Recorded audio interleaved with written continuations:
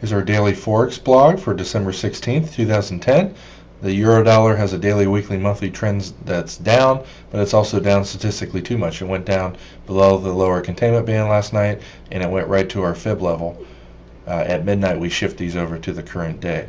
So this was a very likely low for the day. So you're looking mainly to sell. You can see the currency made a move up here, and the Elliott two-way fib pullback system had a nice little 35 pip move here. It double topped right there with even less strength compared to the previous one. You could have either shorted there, or when the market went sideways for a couple hours as a rectangle pattern, broke underneath the hourly, and this fib level down here was your likely profit target. It was extremely weak, so you might have also got into a trade on this little pullback right here, and that trade obviously didn't work. You would have a losing trade there. And then again, you have another Elliott two-wave pullback trade right here that pulled back about 20 pips that you could have made some money on. Notice when you sell there and the market's pulling back with no statistical strength, you're not, you might as well get out when it starts to go sideways, especially at the previous day's low right there. Pound dollar, daily, weekly, monthly trends down. So preferably you want to sell this, but you have two narrow range patterns in a row here and it breaks out above it. You only look for sells when they're underneath the hourly and buys when they're above. So wait for it to come up to the hourly, and then upon second breakout right here, this is a pretty decent trade. You always want to draw your fibs on there to know where the likely place to get out is. And you can see our fib, our trend reversal triangle, which oftentimes is the end of the move. It didn't have that much statistical strength, so you would have wanted to get out of that trade there. Aggressive scalpers or counter trend traders might have gone short there with a weekly pivot and hourly as their next level. And because the longer term trend, daily, weekly, monthly trends down, you might draw your fibs off of this last wave and look to get short up here near the monthly pivot level and the fib target, because there was no statistical strength today. This one kind of inched its way up and the longer term trends down, and that ultimately led to a pretty decent sized move down. Dollar Swiss, daily trend is up today, but the weekly and monthly trend's down. When it's above the hourly, you want to look for buys. So you might, given this a shot right here, this was your profit target. I would have got out of the whole trade here and missed this remaining 20 pip move up. When it came up here and double topped again with less strength, I might have gone short here. That trade didn't work, and I probably would have lost 10 pips on it. Then the market shoots up and has incredible strength. So normally you want to buy the pullback. So you get into a trade right here, you would have lost some money because the longer term trends down. That trade just didn't work. Anytime you trade against the longer term trend, your odds go way down. But when the market failed and came back down underneath the previous day's high right here, this was your first profit target. This was your second. You can see the market was extremely weak, and it fell about 50 pips. The longer term trend's down, and it never hurts to keep looking for trades that are in that direction. Dollar CAD. The weekly, monthly trends down. We have two narrow range patterns here. You might have gotten into this trade right here with a breakout where you would have got stopped out more than likely here when it came back down.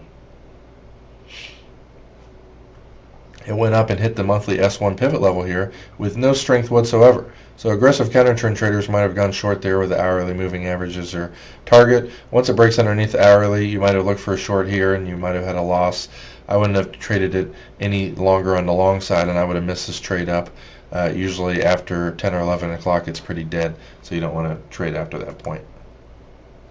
This one, the daily and weekly, or daily trends down, the weekly and monthly trends slightly up. It found support at one of my projected fib levels, but we're underneath the hourly moving average here. And so if you bought this sideways breakout right here, this is your next profit target. It's only 10 pips up. Doesn't make it worth taking the trade. Then it breaks above the 10-day moving average here. You might have got into this trade right here because it proved to you, it did a retest at the hourly, and this is your next profit target, which is about 20 pips away at that point.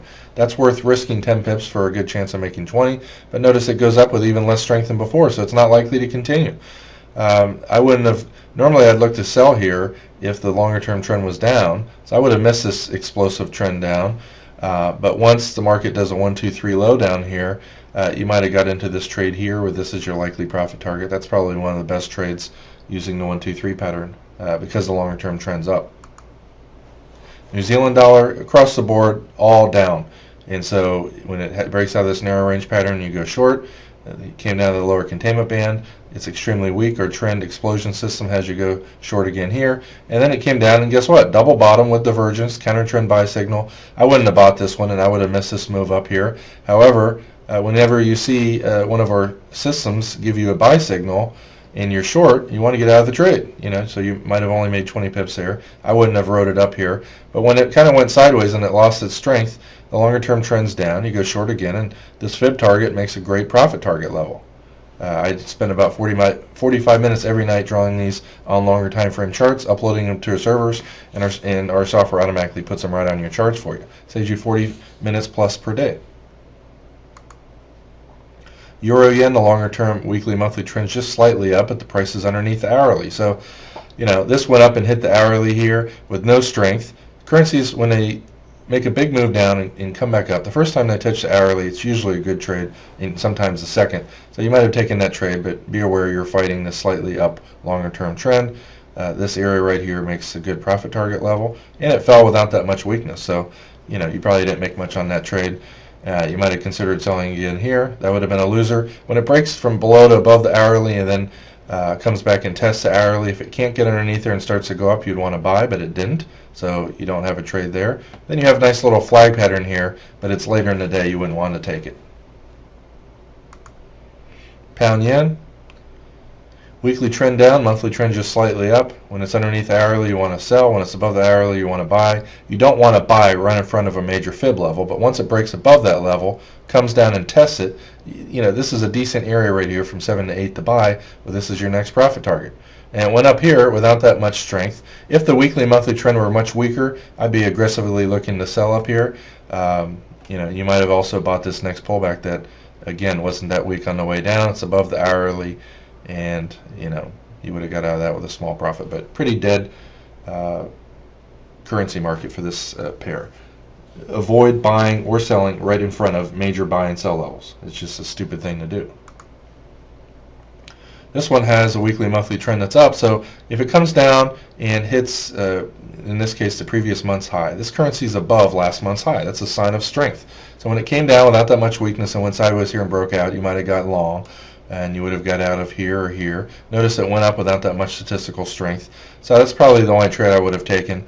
It pulled back again. It's more likely to go through this the next time it comes down, because you can see it hit it a few times, and I would have expected it to bust through there, and it didn't, but I would not have bought there.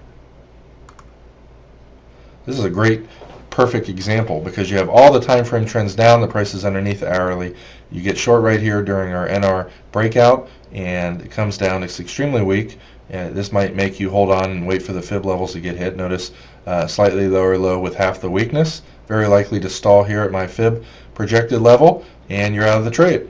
And you might have gone short again here at this resistance area. Previous day's low, but again on the way up here was pretty strong, so I probably myself would not have taken that trade.